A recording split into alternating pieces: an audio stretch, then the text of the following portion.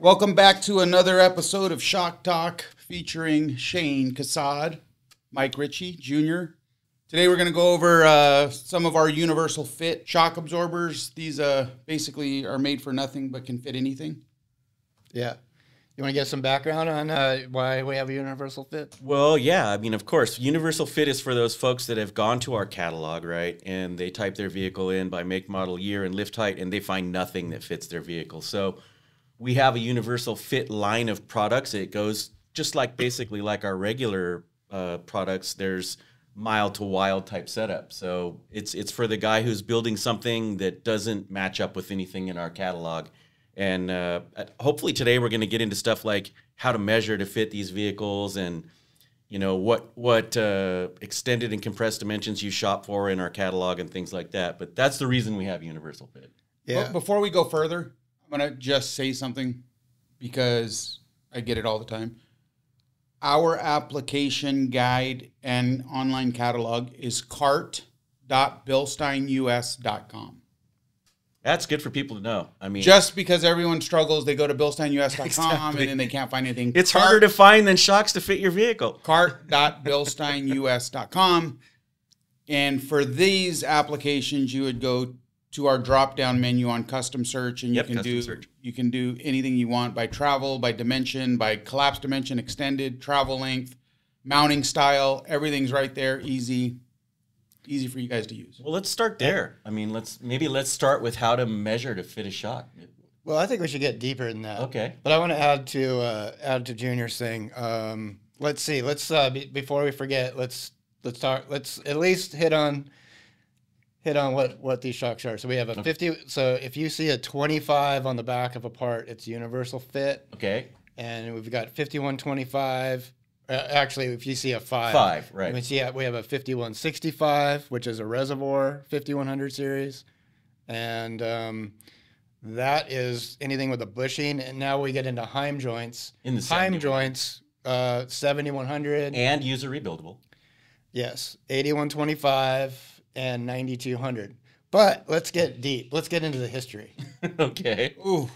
I love history. So Bilstein, way back in the 70s. Oh, I thought you were going to say turn of the century. Yeah. Yeah, turn of the century. Now you're talking back in my year, right? There was a little race called the Baja 1000. Oh, nobody knows about that. Nobody knows about. Yeah. And Bilstein was the first company to do specific off-road racing shocks for vehicles racing the Baja 1000.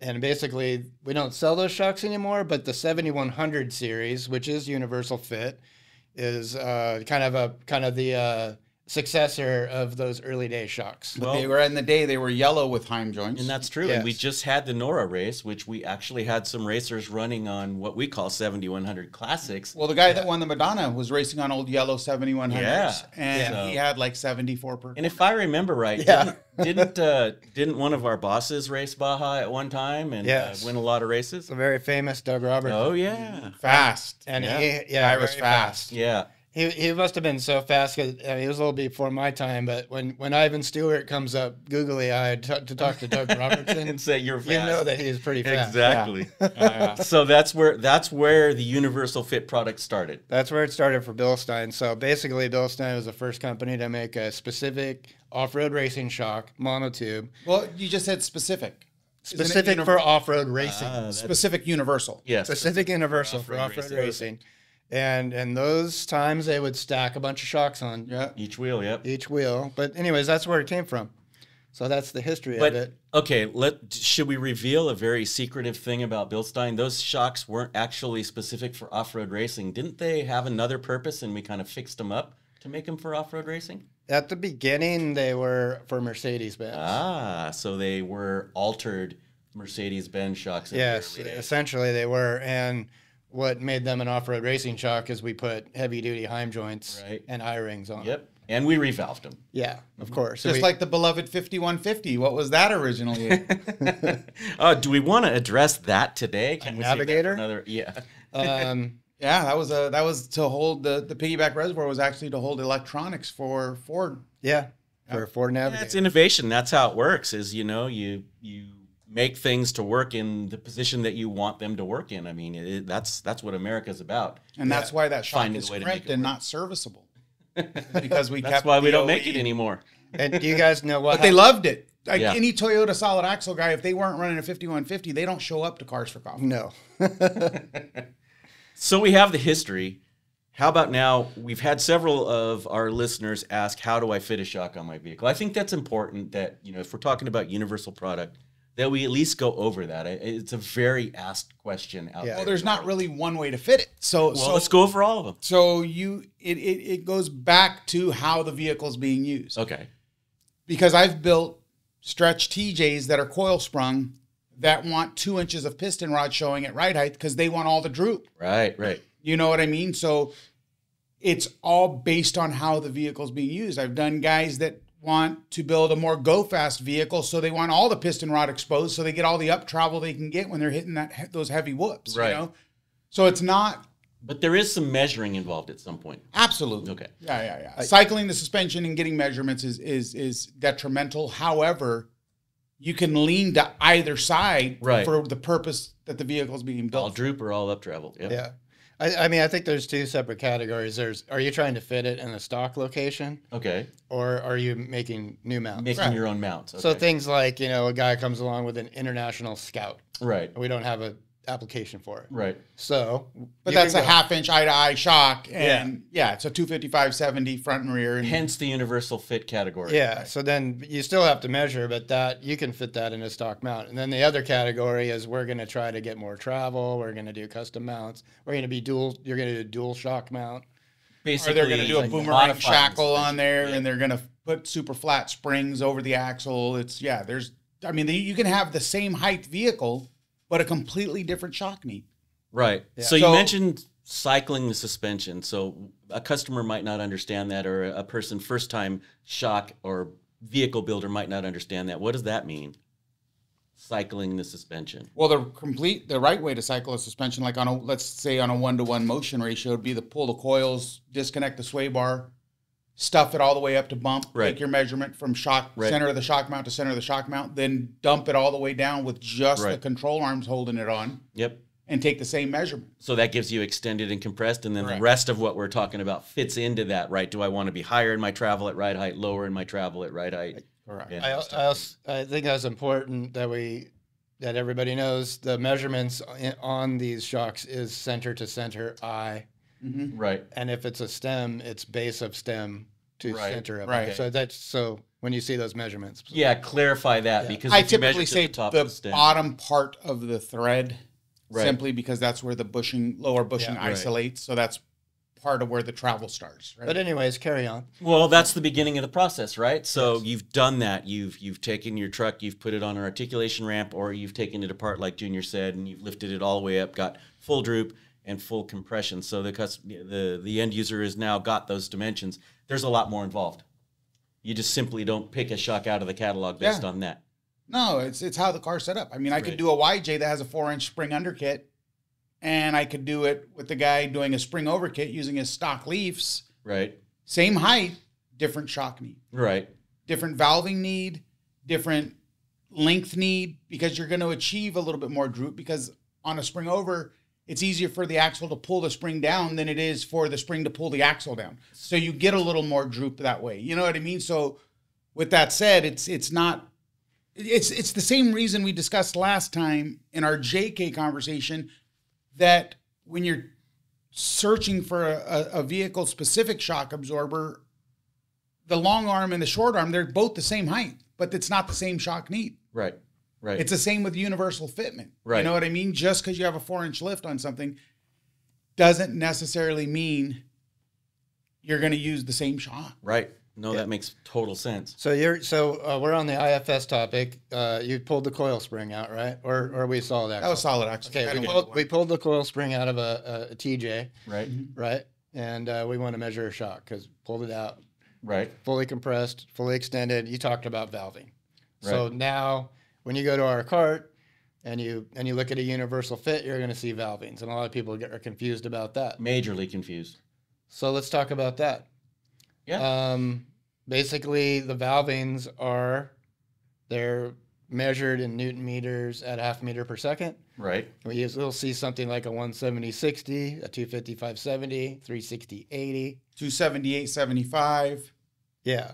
So can we correlate those numbers very simply in the bigger the number, the firmer the shock or the setting? Is that an easy way to say it? The larger the number, the stiffer the shock. The higher so the it really doesn't mean a whole lot to you, but if you're going from one shock to the next shock and you've got a 170/60 and a 255/70, the numbers are higher, so the number that's higher is going to be the stiffer shock. Right. Now the numbers mean, the first number 250 in a 255/70, the first number is rebound on top, the 70 on bottom of the fraction is compression. So which is actually opposite from all of our competitors, if people are wondering. It is true, yes. So 255/70 is going to have Newton meters. Yes. Yeah. We love the metric system. And a lot of times you need more rebound control, because when on the upside, or when you're compressing a shock, you've got a spring also compressing, creating resistance. Right. And then when a spring releases, it releases with a bunch of force, so you need a bunch of rebound control. So the rebound is usually 3 times more firm than the compression side of the shock. Generally speaking, Yes. yeah. So anyway, solid axle, TJ, you're going to go with the 255/70 as a recommended universal valving. Good start. Well, No? that's subjective. And I'm going to tell you why. Here's how I do it. The better the geometry, the lighter the valving you need. Correct. Okay? So if you get somebody that says, hey, I just did a bar pin eliminator and a stem eliminator on a TJ, and I have a 4-inch long arm, I'm going to favor the 170/60. If the guy says... For off-road use only. No, for all use. Street use? Absolutely. Oh, okay. So because you got better geometry, the guy has a long arm, but he does because you got to understand, the people in the Rust Belt, our friends on the Rust Belt, they buy these cars and they'll do bar pin eliminators as one of the first things they do, so that when they go to change their shocks, they don't break the bolts off into the bar pin, because then you got a nightmare on your hands. So these guys think ahead. And you'll see bar pin eliminators and stem eliminators on brand new vehicles, right? And then they go to look for a shock, and everyone's like, "Oh, we don't make a shock for it." Yeah, we do. Yes, we do. Let's get into that a little bit. So a lot of people don't do bar pin and stem eliminators because they want to. They do it as a necessity, and then you fit them in a shock. So a guy calls me with a TJ and says, "Hey, I just did bar pin eliminators to avoid future rust issues. I don't want to pull my gas tank down to take my shock off in the future."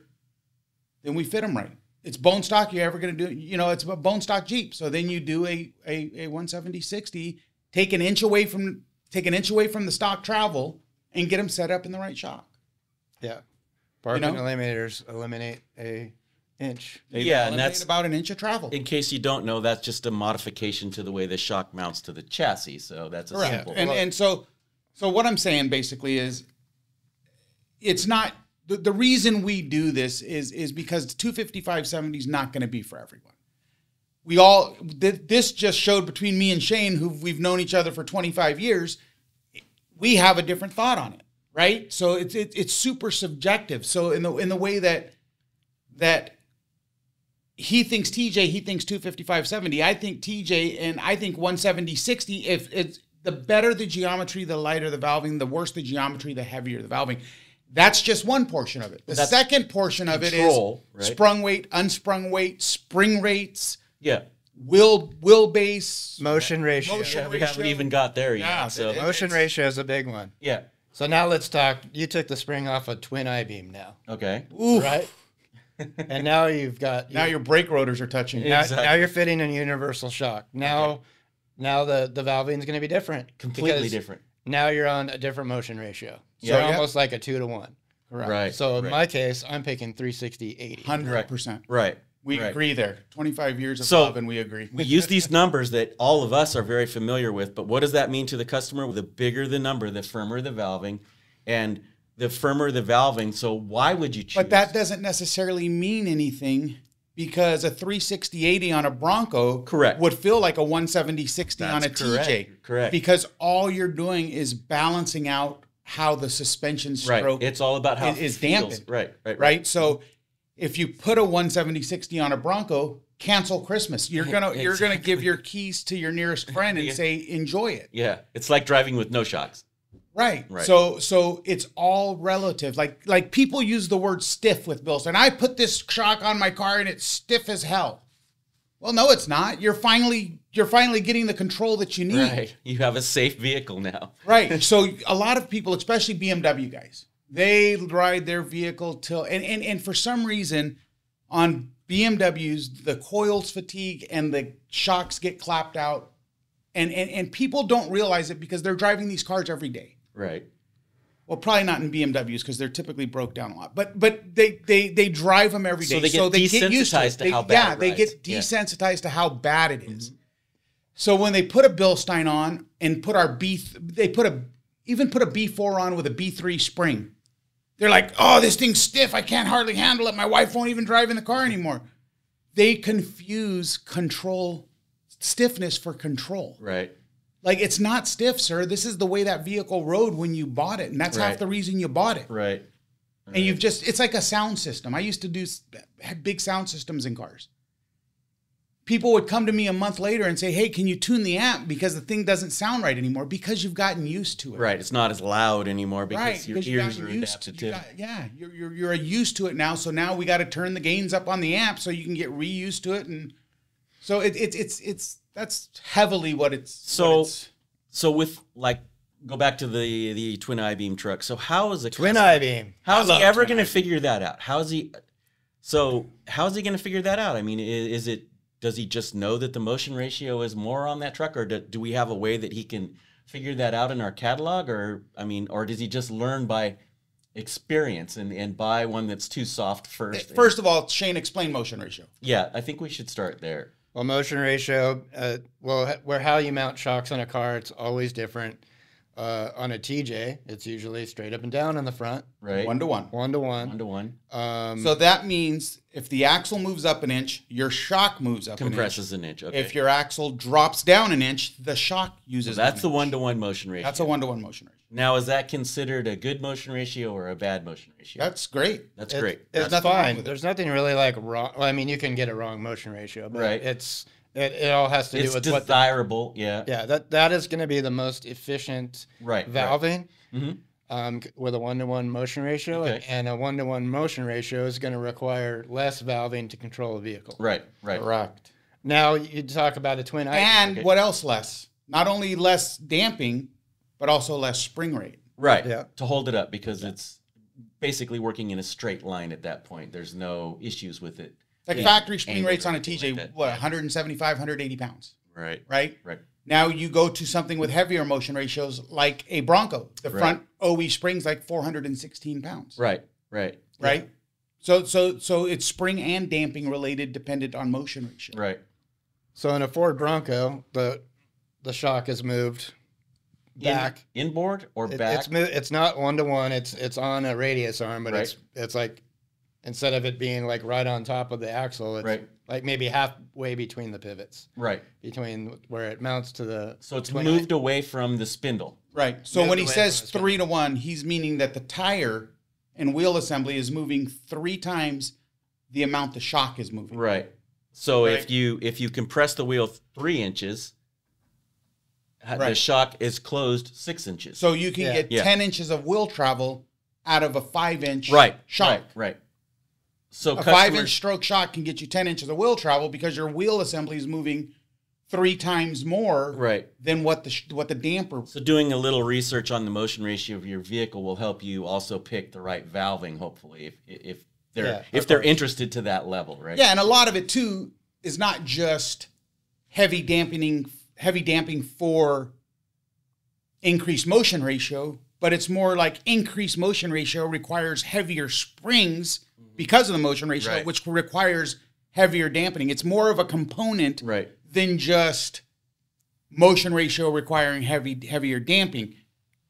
Motion ratio, more aggressive motion ratio requires heavy spring rate, which requires the heavier damping to control the spring energy. We said that earlier, that the shock's job in this system is to control the spring as it's compressing and uncompressing or unloading. The timing of the spring, how fast it goes up and how fast it or how fast it's allowed to release. And there's where we're building in the valving on that shock. So yeah, I mean, it's so far we've got the measuring part taken care of. We've got them a little help with valving. So now how do they select from the different models that we offer, or the different series that we offer, like a 5100 all the way up to 8125? So 51, it'd be, our universal starts at 5125. And here's a trick too. It's not 100% of the time. It's not 100% factual, but a lot of people ask, typically a 2.4 dash part number is body down. A 3.3 dash part number is body up. Do I mount it right side up or upside down thing? Right. Maybe now, Shane can explain that, how we could ever mount a shock upside down. I mean, how is that possible? Well, it sounds crazy, but the shocks are monotube. Right. Bilstein basically developed the monotube shock, by the way. Right.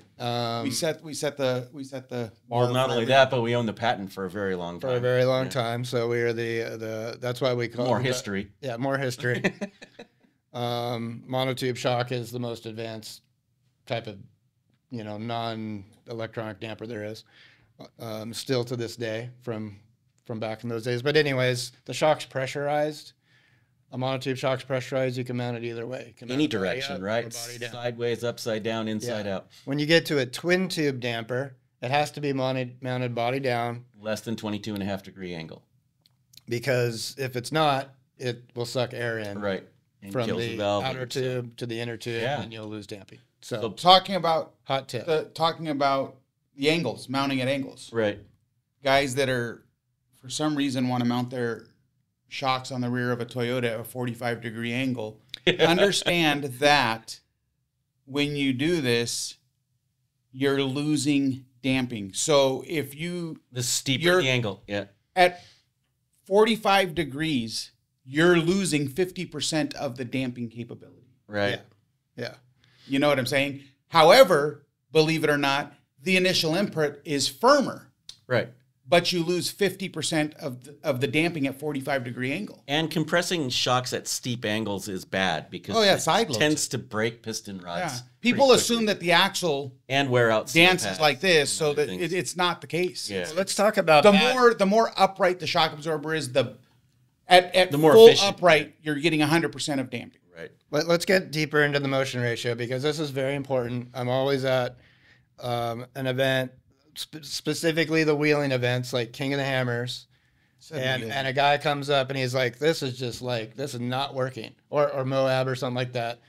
My shock's not working, and I have a Jeep Cherokee usually, or a Toyota. You go out and look at it, and he's got some crazy shock mount where the shocks are angled in like this. Well, they're touching at the top, and they're on the backing plate on the axle. Exactly. So here's the thing with a motion ratio. So a shock is velocity sensitive, right?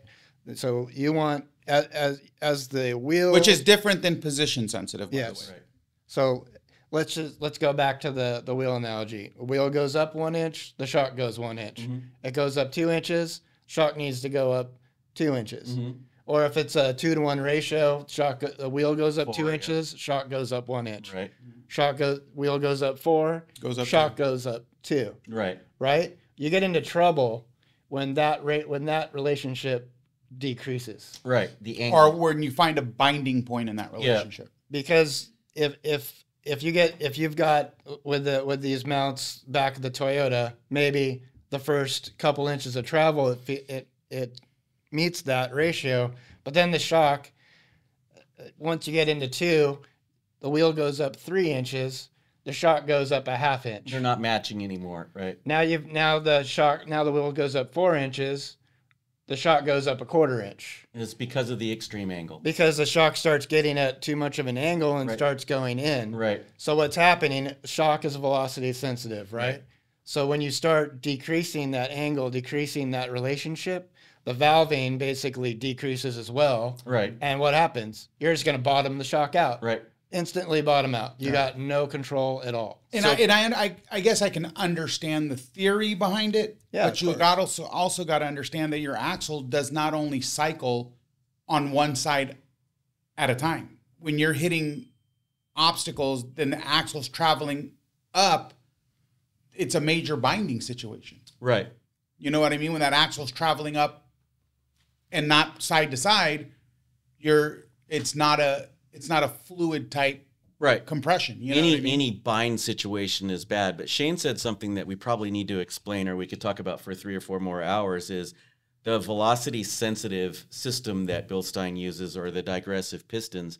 And linear pistons. And linear pistons, depending on which damper you choose. And we can also highlight that a little bit more about universal fit products, digressive versus linear. Yeah, well, let's just say right now, pretty much all of our universal fit are linear valved. Well, I wouldn't say all, but do we want to take a second and explain 99%. that? Is it worth explaining? Yeah, I think it is.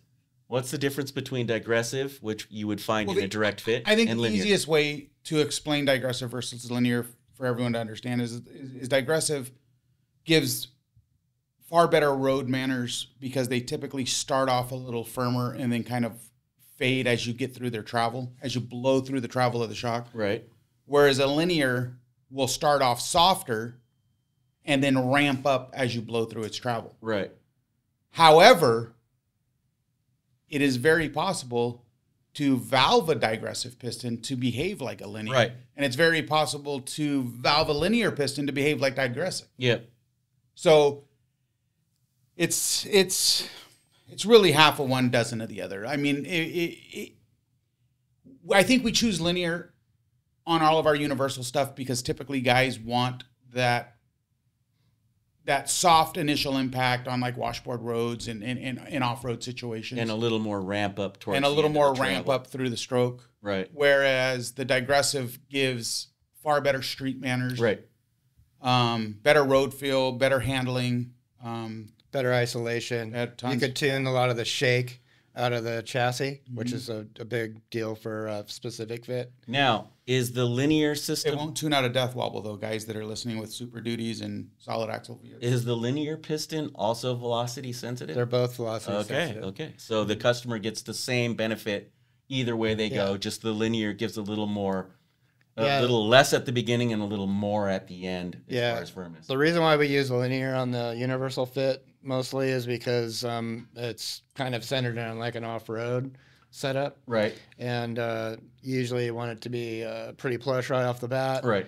And then you want the valving to ramp up. So not decrease like the digressive. So and it also works better on like guys that call in with that has a Restro mod, and he's doing like a 48 Apache with an LS and he's lowering it. The linear, I think, is going to work better because you're closer to the bump stops as it is.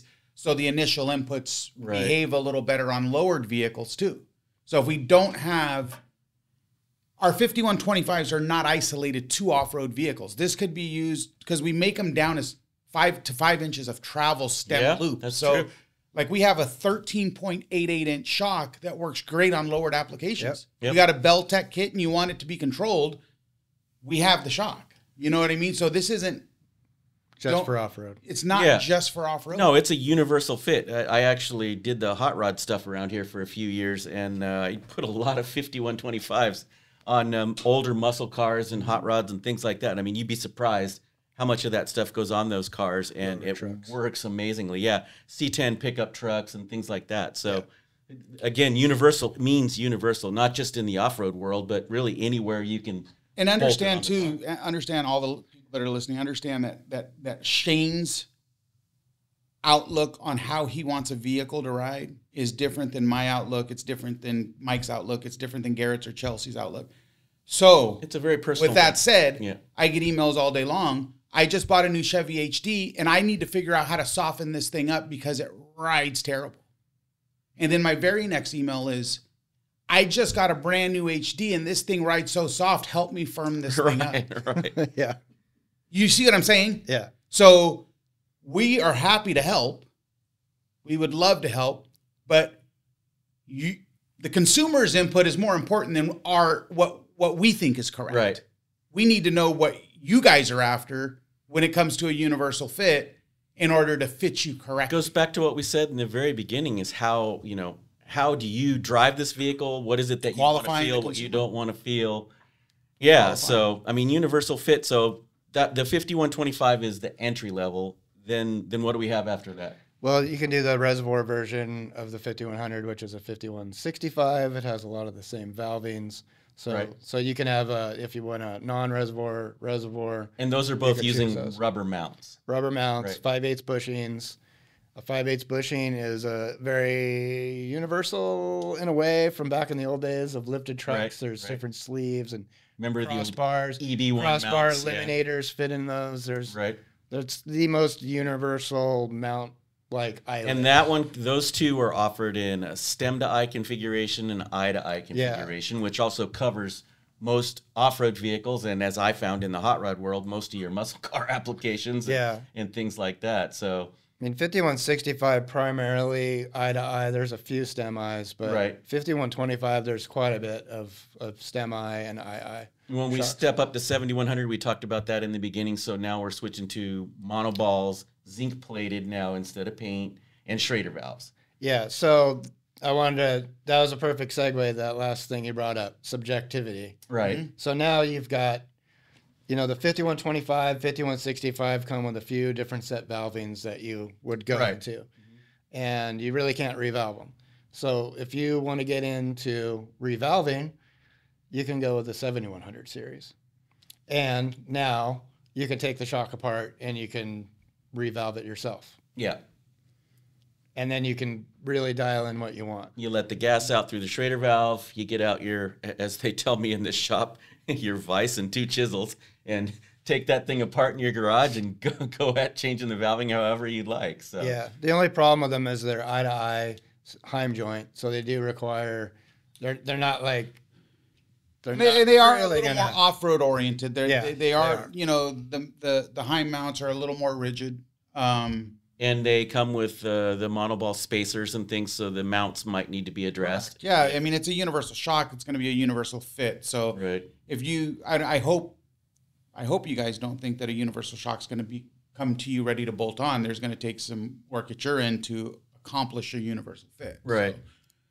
So, there's benefits of the 7100 though. Like it's already Schradered, unlike the 5165. It's a Heim joint. It's what you were talking about in the 70s that we started bolting on Volkswagens. It's very user friendly. It's basically a Mercedes shock that has now turned into a incredible off-road application shock. I mean, look at the Class 11s. Most of those guys are on 7100s. Well, 7100s were the original racing shock. They started off on Class 9. Yeah. Then they turned into reservoirs. Right. And you'd run a stack of 3 per wheel. They ran those on Class 1 cars. Yeah. Wow. I mean, they ran 7100s on Ivan Stewart's original full tube chassis truck, trophy trucks. Yeah. That had torsion bars. 3 per wheel. So those shocks have been around for ages. Yeah. And they're a great application, and they're easy to rebuild too. I mean, I haven't rebuilt a shock in 10 years, and at King of the Hammers, I rebuilt one without spilling oil. Yeah, I remember some of those late night shock rebuilds at King of the Hammers. It's sometimes you just have to do it, right? You get a customer, they have a shock that's not working right, and we just take it apart right there. So Shane basically just admitted he's been overpaid for 10 years.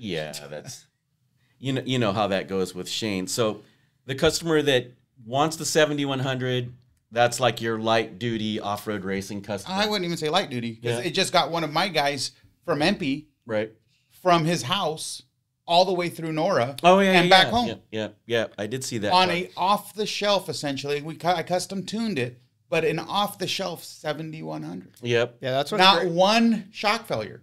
Now that's a 46 millimeter El Gusano. Tube. Yeah, I saw that. Yeah, like he's probably one of the faster Manxes out there. Exactly. On 17100 per wheel. So that's a 2-inch diameter. So I wouldn't say light duty because those guys don't go light. No, I've never. I mean, there's hundreds of thousands of Baja miles, Baja race miles.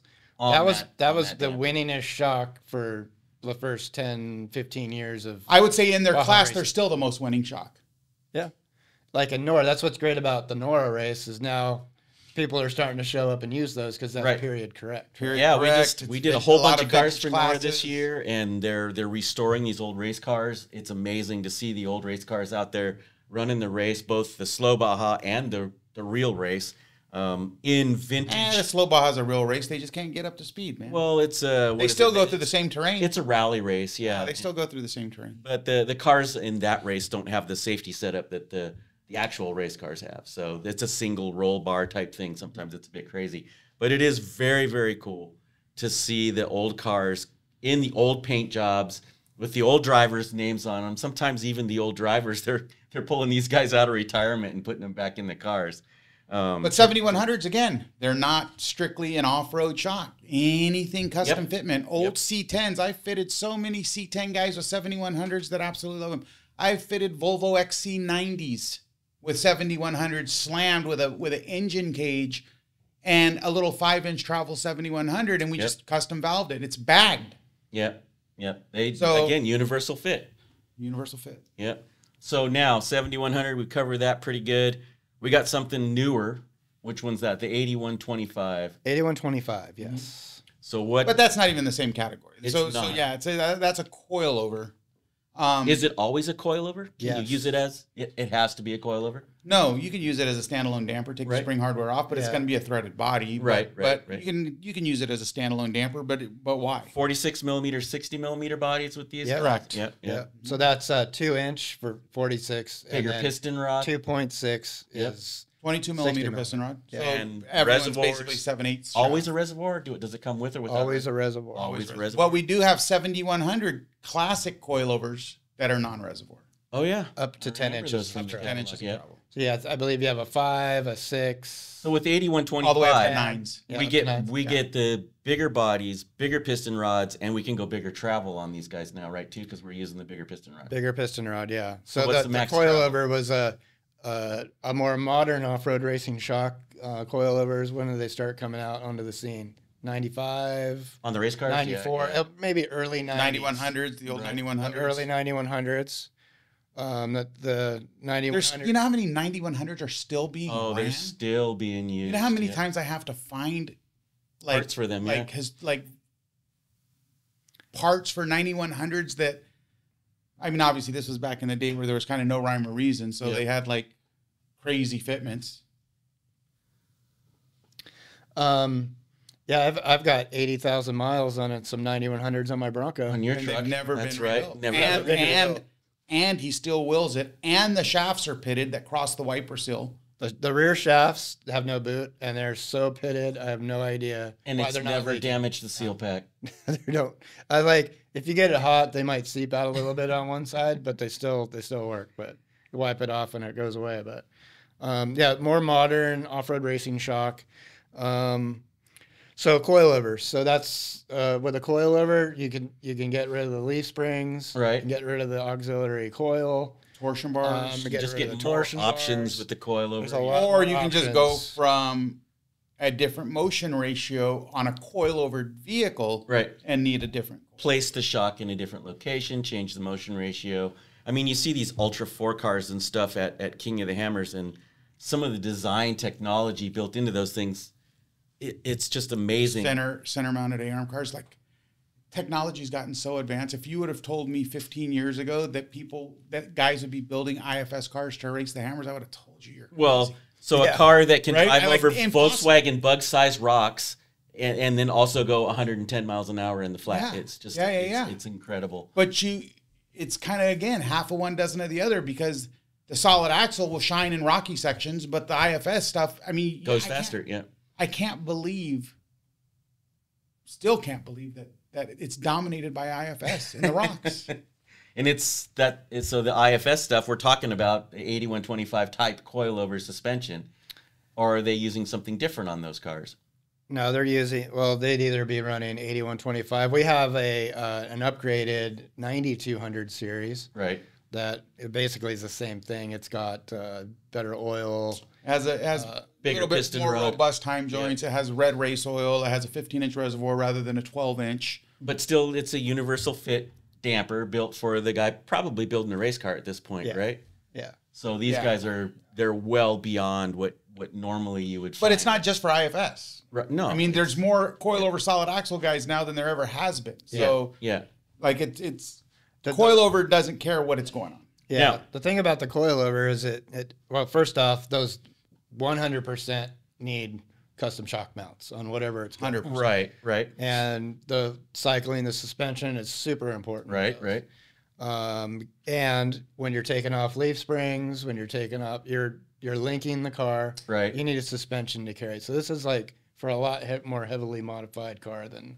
Also, someone who's ready to spend a lot more time dialing everything in. Yeah. Probably at this point they're building their own chassis, and that kind of links me into this guy sitting on my left here. I was going to say, once you get to this level of shocks, we actually have a person at Bilstein that their sole job is to work you through getting these things Not built my right sole for job. your car. Well, I wish it was my one sole of your most important jobs. Let's I put wish it it was that my way. sole job. But that's what Junior does. So he's the one that's here to help you with these very, very crazy racing. Just helped a guy yesterday. Crazy build. You want to know what he was building? A 97 F250 with 06 Super Duty axles, a manual trans, and a Cummins motor. And he's building this thing into a trailing arm rear and coil-overed front. Talk about universal fit application. Right. And the guy, I mean... Is he wheeling or desert?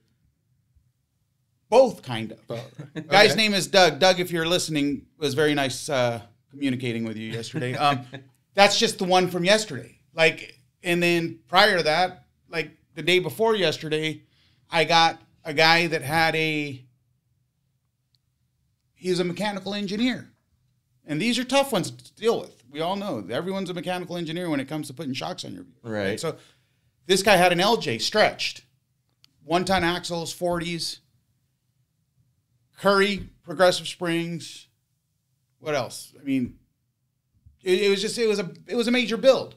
So of course Junior tries to get him into bypasses to properly dampen the vehicle, right? And he wasn't ready for that. Right.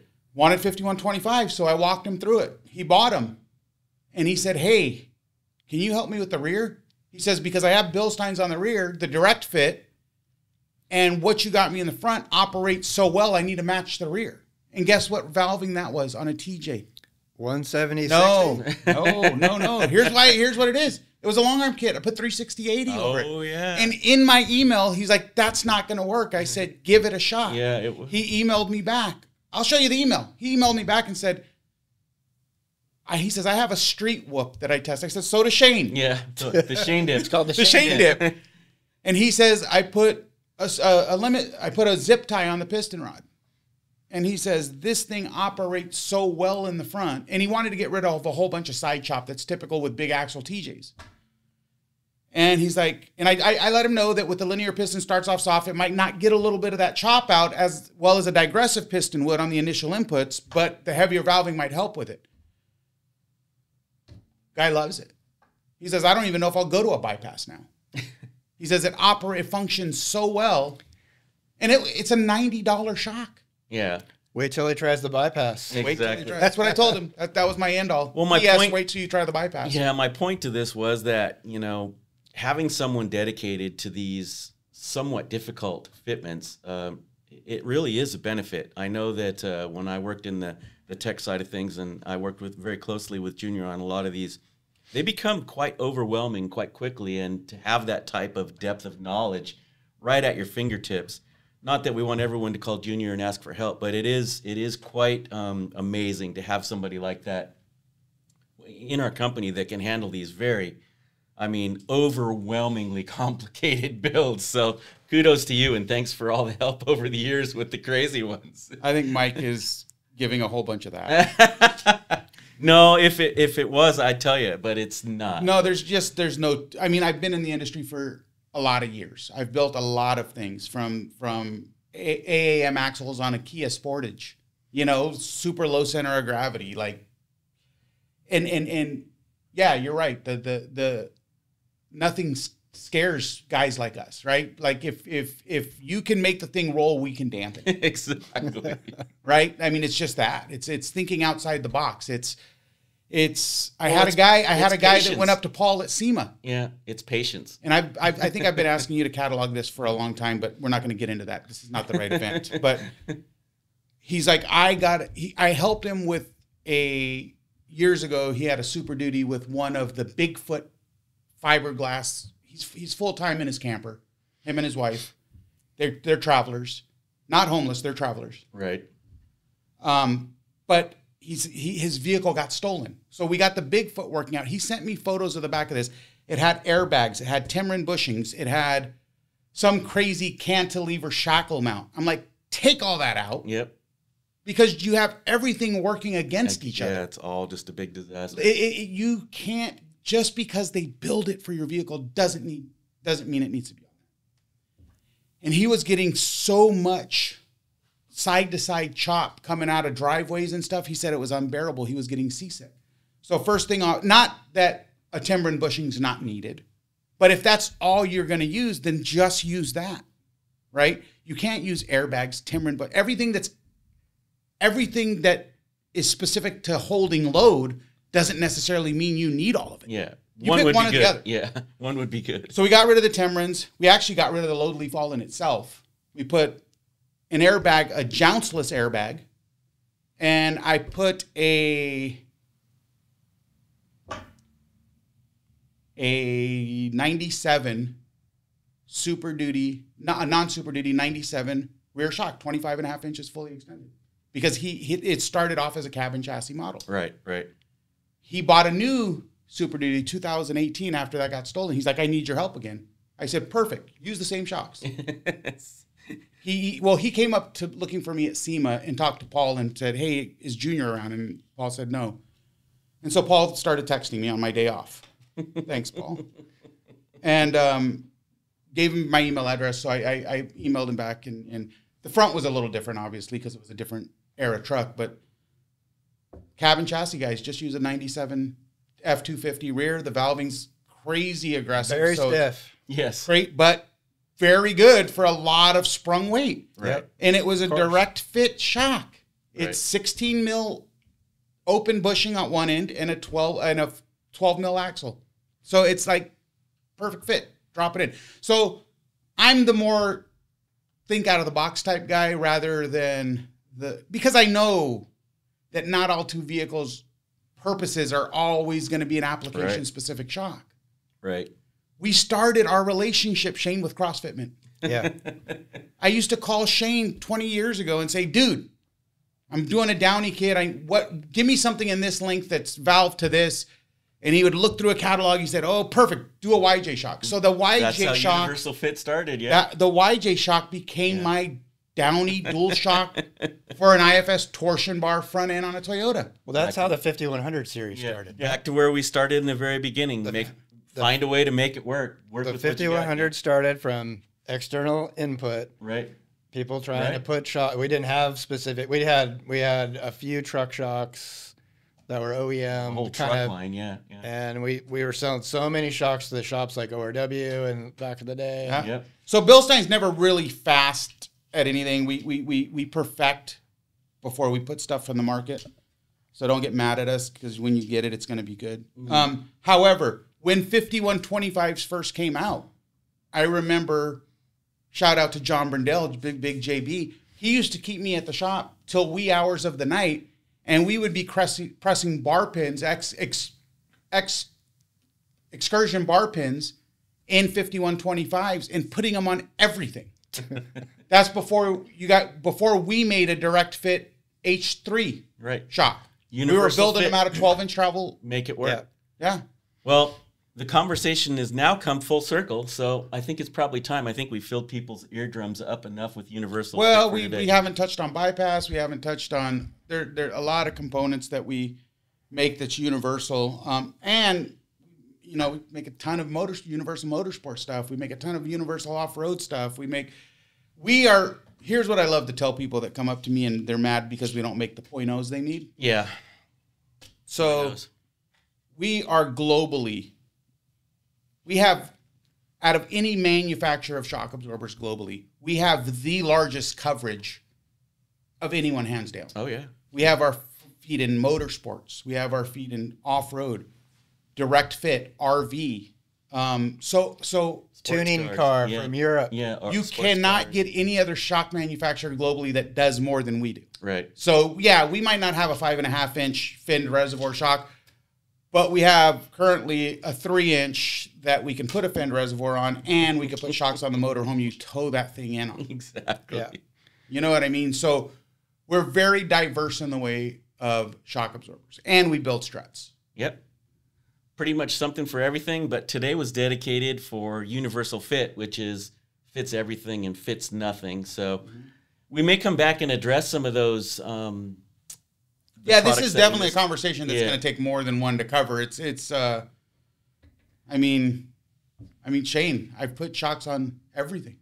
I've put Bilsteins on things that Bilstein shouldn't have been on. Exactly. I've put 5125. I've built axle wrap shocks with 5125s. I've put 5125s on taxi cabs. Like, you name it, dude. Like, we've done it. Well, you want to stretch. You want to stretch universal fit. I actually put 5125s in car wash machines. I put 5125s in solar panel arrays. And I put 5125s on lumber log rolling machines. So they truly are universal fit. Oh, most of Disneyland's rides are on 5125s. So. But anyways, I think we're going to wrap it up for today. We've given you a little more on this episode than you might have tuned in for, but hopefully it's all good information. And we hope that you join us again very, very soon on Shock Talk. Mike likes to cut us off. Jeez.